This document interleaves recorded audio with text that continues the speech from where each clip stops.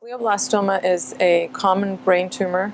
It's the most common cancer that you can get in the brain, and it remains a very lethal brain tumor. It's incurable. Being able to identify drugs that effectively reach the tumor and change outcome, prevent its progression, prolong survival is really quite critical. The study shows that there are compounds that can attack the metabolism of the tumor cell and as a consequence reduce the growth of the tumor cells, and hopefully this could be a therapeutic option. So we looked at a gene set that is altered as a consequence of the disrupted metabolism of the cancer cells in glioblastoma.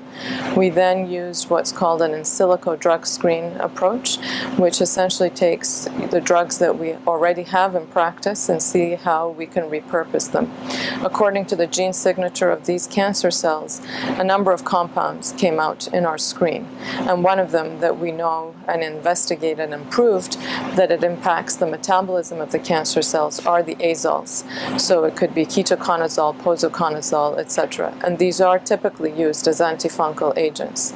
And the reason to pursue them again is because they have been in practice. We know that they cross the blood-brain barrier and do have an effect on brain pathology. To put it into perspective, there's very few drugs for glioblastoma, almost none, that are FDA or Health Canada approved outside of the traditional chemotherapies that we use. Being able to demonstrate that there is a drug or a compound that can actually have an impact to extend survival, prolong living with a glioblastoma by even a few months is quite impactful in the field.